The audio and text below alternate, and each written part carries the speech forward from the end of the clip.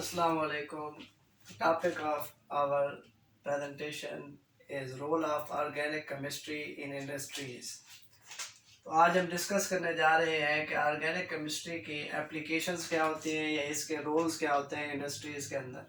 तो सबसे पहला एप्लीकेशन हम लिखेंगे सोप इंडस्ट्री, उसके बाद गैसोलीन प्रोडक्शन,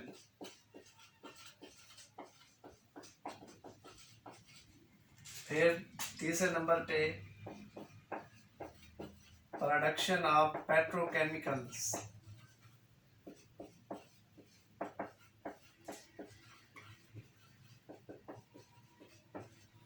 और चौथे पर हम बात करेंगे मैन्युफैक्चर ऑफ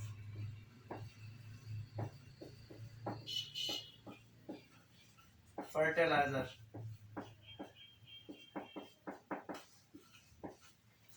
पांचवें पर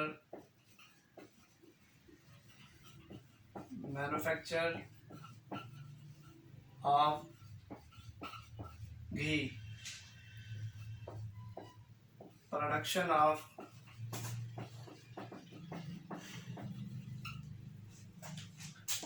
पीवीसी, और सातवें पर प्रोडक्शन ऑफ पॉलीस्टाइरीन्स।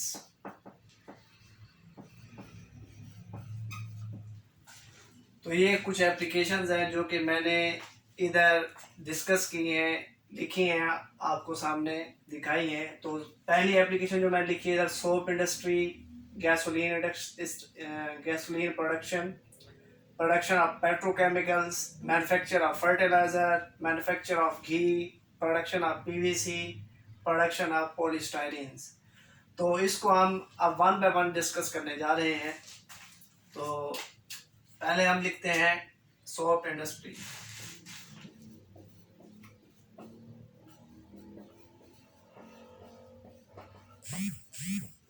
सोप इंडस्ट्री में हम बात करेंगे ट्राइग्लिसराइड्स की, जिसको सोडियम हाइड्रोक्साइड के साथ रिएक्शन कराया जाएगा और फिर सोप तैयार कर लिया जाएगा। तो ये एक ट्राइग्लिसराइड है जो कि मैं बनाने जा रहा हूँ।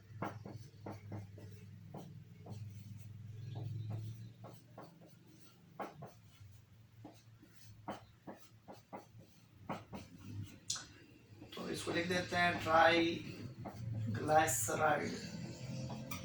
इस ट्राइग्लिसराइड को हम 3 मोल सोडियम हाइड्रोक्साइड के साथ रिएक्शन कराने जा रहे हैं। तो अब हम बनाने जा रहे हैं एक और कंपाउंड जिसका नाम है ग्लाइसरोल।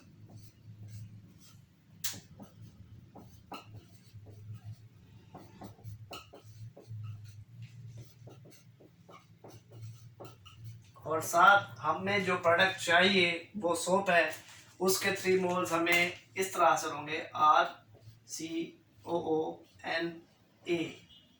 तो ये प्रोडक्ट है जिसको हम क्या बोलते हैं, सोप, सोप। तो इसके भी हमें 3 मोल्स हासिल होने वाले हैं। तो इस तरह से हमारी पहली एप्लीकेशन हो चुकी है जो कि सोप इंडस्ट्री है। तो बगैर टाइम ज़ाय किए अब हम चलते हैं अपनी सेकंड एप्लीकेशन यानी कि गैसोलीन प्रोडक्शन की तरफ।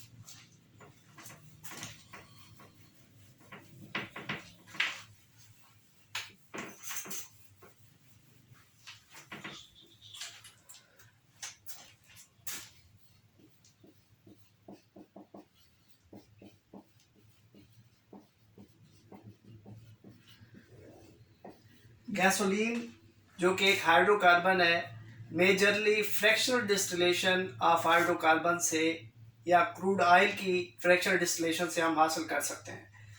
लेकिन इससे जो फ्रैक्शंस हासिल होती हैं वो अप्रॉक्सीमेटली 18% फ्रैक्शंस होती हैं गैसोलीन्स की, जो कि हम हासिल करते हैं बाय फ्रैक्शनल डिस्टिलेशन।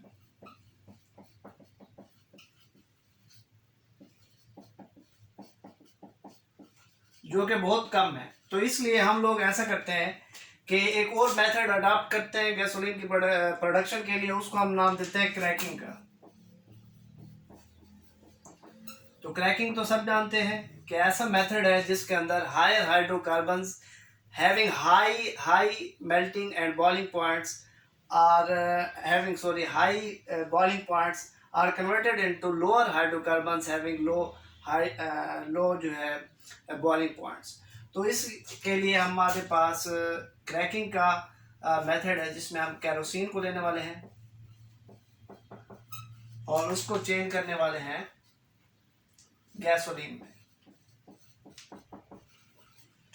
केरोसिन जो कि 11 से 15 कार्बन वाला कंपाउंड है उसको 5 से 11 कार्बन वाले कंपाउंड में चेंज करने जा रहे हैं। तो इस प्रोसेस के लिए हमारे पास जो है कैटलिस्ट इधर हम यूज़ करते हैं एल्यूमिनियम ट्राइऑक्साइड, ठीक है, और सिलिकॉन डाइऑक्साइड। और इधर हम जो टेम्परेचर सेलेक्ट करते हैं अप्रॉक्सीमेटली 80 डिग्री होता है। तो अगर इनकी बर्निंग की बात की जाए तो केरोसिन बर्न होती है 200 to 300 डिग्री सेंटीग्रेड पे और गैसोलीन बर्न होती है 80 to 200 डिग्री के ऊपर। तो ये एक हाई हाइड्रोकार्बन था केरोसिन जिसमें 11 से 15 वाले कार्बन कंपाउंड थे। इसको हमने 5 से 11 वाले कंपाउंड में कार्बन कंपाउंड में इनके लोअर हाइड्रोकार्बन के अंदर चेंज किया है, जिसकी बर्निंग हमने लिखी है। ये बर्निंग जो है वो भी कम टेम्परेचर पे हो सकती है, 80 to 200 डिग्री सेंटीग्रेड पे हम ये कर सकते हैं। तो इसके अलावा एक और हमारे पास एग्जांपल हो सकती है। अगर एक और एग्जांपल हम इधर देना चाहें तो वो ये है, हमारे पास एन हेक्सेन होती है।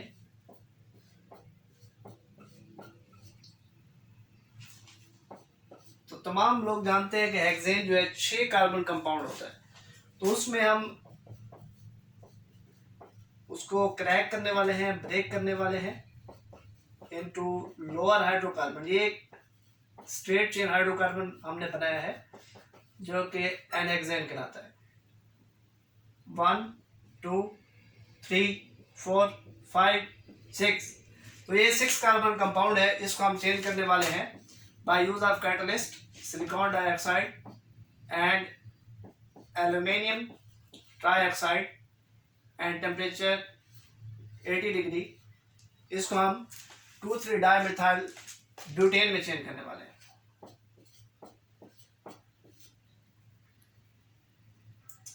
2,3 डाइमेथाइल, ये मेथाइल ग्रुप ऊपर लगा दिया हमने और बाकी कार्बन की वैलेंसी को हम पूरा कर लेंगे।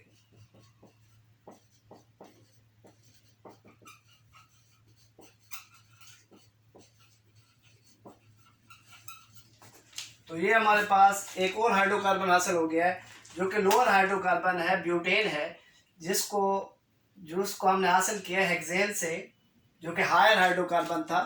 ये कार्बन 6 कार्बन वाला कंपाउंड था तो इसको हमने 4 कार्बन वाले कंपाउंड के अंदर चेंज कर दिया है। तो इस तरह से भी हम लोग जो है गैसोलीन की प्रोडक्शन किया करते हैं और ये तमाम कुछ हो पाता है, वाकई हो पाता है ड्यू टू ऑर्गेनिक केमिस्ट्री। वो रूल्स, वो रेगुलेशंस, वो मैकेनिज्म जो कि ऑर्गेनिक केमिस्ट्री के अंदर हम लोग स्टडी करते हैं, उनको अप्लाई करते हैं। तो उन मेथड से हम लोग अपने मन चाहे प्रोडक्ट्स को हासिल करते हैं जिनमें से गैसोलीन एक है। तो गैसोलीन हो चुका है, तो अब हम प्रोडक्शन ऑफ पेट्रोकेमिकल्स करने जा रहे हैं।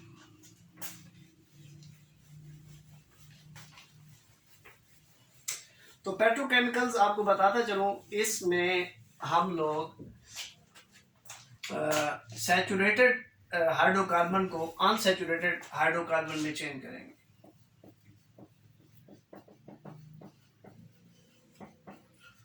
Production of petrochemicals.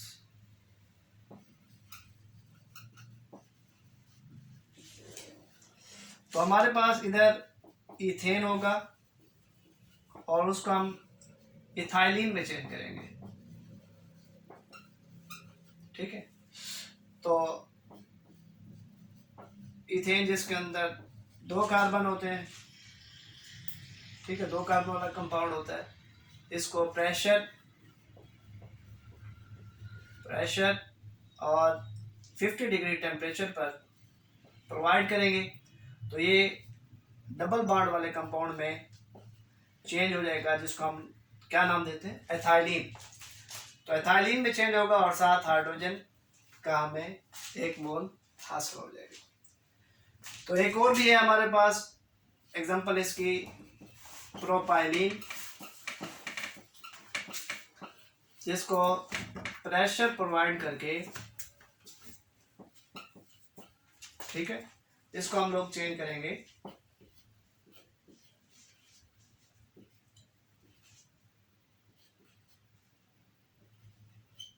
इसको हम लोग चेंज करेंगे प्रोपाइलिन में,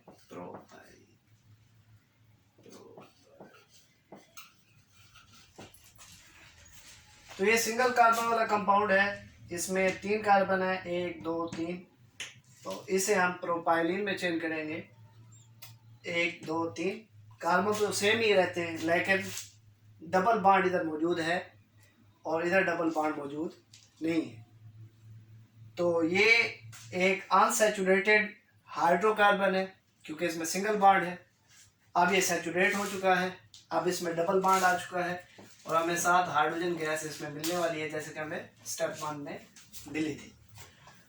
तो उम्मीद है आपको ये 3 पॉइंट्स क्लियर हो चुके होंगे। तो अब हम चलते हैं मैन्युफैक्चर ऑफ फर्टिलाइजर की तरफ, जो हमारा चौथा पॉइंट है।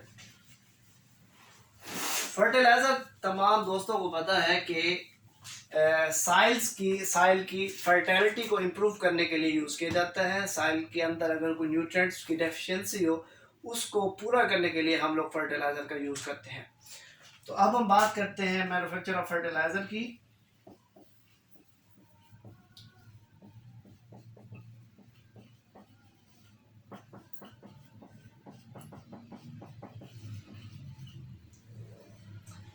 तो 2 स्टेप्स में हम लोग इधर यूरिया तैयार करने वाले हैं। तो फर्स्ट स्टेप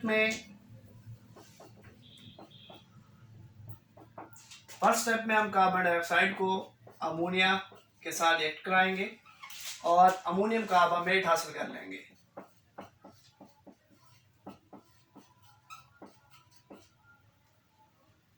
अमोनियम कार्बामेट।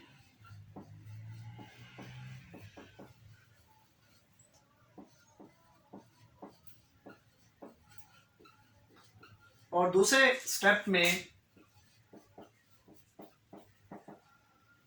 इसी अमोनियम कार्बामेट से रिमूवल ऑफ वाटर होगा, जैसे हमें यूरिया यानी कि NH2 CH2 NH2 हासिल हो जाएगा। तो ये हमने यूरिया फर्टिलाइजर है वो इधर हमने मैन्युफैक्चर कर लिया है, जो कि एक नाइट्रोजिनस फर्टिलाइजर है। तो इधर हमने ये बना लिया। तो अब हम बात करेंगे मैन्युफैक्चर ऑफ फर्टिलाइजर के बाद मैन्युफैक्चर ऑफ घी, वनस्पति घी। तो मैन्युफैक्चर ऑफ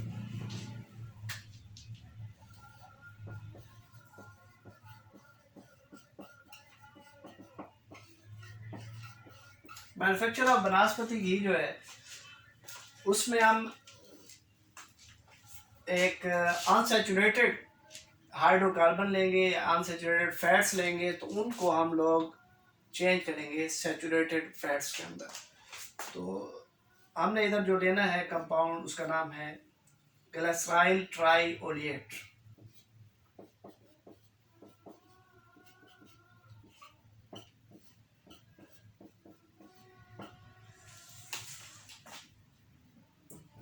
तो एक चेन है, कार्बन चेन हमारे पास मौजूद है।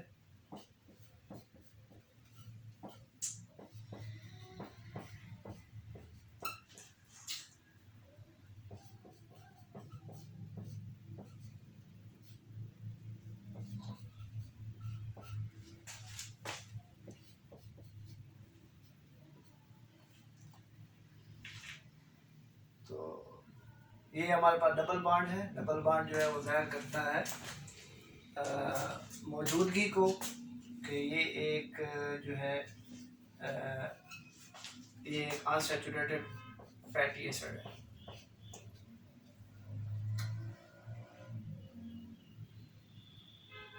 हम 2 बार लगा चुके हैं, तो इसलिए हम ऐसे तो थोड़ी सी हम इसमें चेंजिंग करते हैं, थोड़ी सी इसमें हमने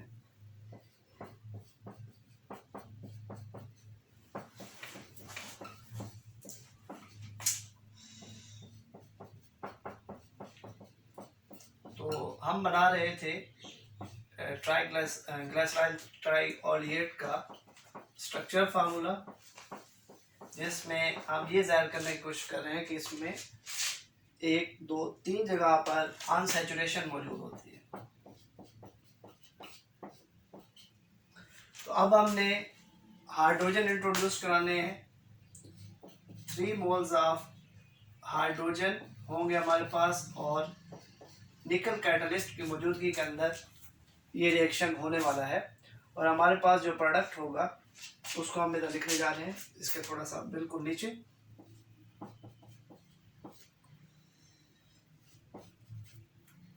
तो इसको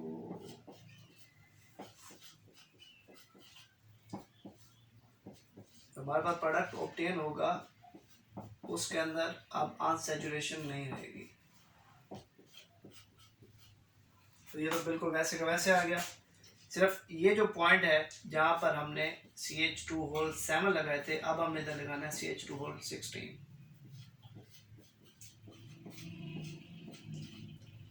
क्योंकि अब हम जो स्ट्रक्चर बनाते जा रहे हैं वो है ग्लाइसराइल ट्राइस्टेरेट का। स्टेरिक एसिड का नाम हमने सुना हुआ है, तो ग्लाइसराइल ट्राइस्टेरेट का ये हमारे पास स्ट्रक्चर हासिल हो चुका है।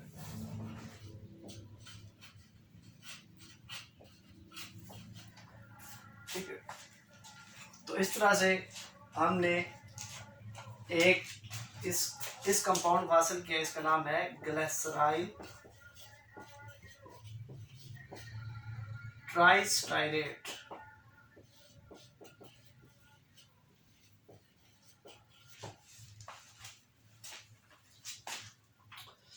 ये ग्लाइसराइल ट्राइओलिएट था। हाइड्रोजन यानी कि हाइड्रोजनेशन हमने प्रोसेस किया। हाइड्रोजनेशन से और निकल कैटलिस्ट की मौजूदगी में हमने इसको ट्राइग्लिसराइल ओलिएट से ट्राइग्लिसराइड स्टेरेट के अंदर चेंज कर दिया। तो ये जो ट्राइग्लिसराइड स्टेरेट है, ये सबसे छोटा यूनिट है जो कि सैचुरेटेड घी बनाने में यूज़ हुआ करता है। तो अब इसके बाद हम लोग डिस्कस करेंगे प्रोडक्शन ऑफ पीवीसी। पीवीसी तमाम लोग जानते हैं कि पॉलीविनाइल क्लोराइड का एब्रिवेटिव है, और इसकी एप्लीकेशंस मेजरली प्लास्टिक इंडस्ट्री के अंदर बहुत ज़्यादा है। तो आज डिस्कस करते हैं मैन्युफैक्चर ऑफ पीवीसी। पीवीसी हम जानते हैं पॉलीविनाइल क्लोराइड कहलाता है।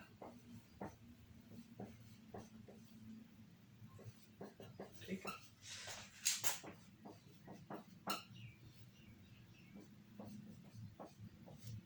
तो ये हमने बनाया हुआ स्ट्रक्चर जो बनाया है, इसमें डबल बॉन्ड मौजूद है, CH2 डबल बॉन्ड CHCl2। ये विनाइल क्लोराइड है। अब हमने इसकी पॉलीमराइजेशन करानी है। पॉलीमराइजेशन में एक चेन दूसरी चेन के साथ जुड़ जाती है और बड़े बड़े लॉन्ग पॉलीमर्स बन जाते हैं, लॉन्ग चेन्स बन जाती हैं, लॉन्ग पॉलीमर्स बन जाते हैं।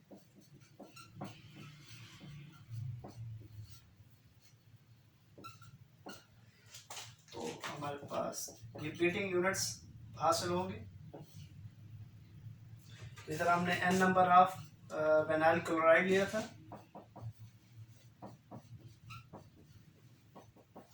जिससे हमारे पास पॉलीमराइजेशन करने के बाद लॉन्ग चेन्स हासिल होंगी। इसको हम लोग नाम दिया करेंगे पॉलीविनाइल क्लोराइड। तो पॉलीविनाइल क्लोराइड की एप्लीकेशन मैं आपको बता देता हूँ। ये यूज़ होता है पाइप्स में, पाइप बनाने में, फ्लोर कवरिंग में, और इसके अलावा टॉयज बनाने में भी हम इसको यूज़ कर सकते हैं। तो ये था हमारा 4th वन। इसके बाद हम डिस्कस करेंगे 6th वन। ये छठा था, सेकंड लास्ट था।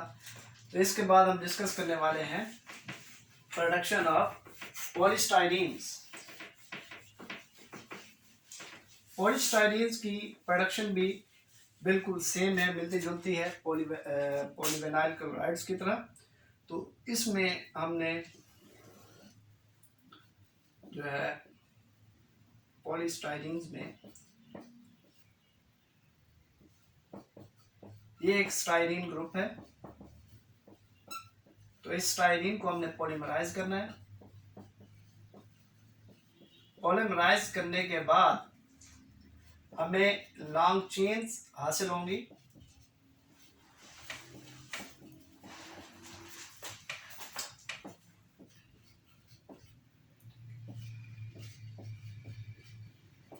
तो इधर हम N-1 लगाया करते हैं और साथ जो है हमारे पास एक और यूनिट भी हम इधर दिखा सकते हैं, जो कि हमें पॉलीस्टाइरीन के फार्मूले को पूरा करने के लिए जरूरी होता है।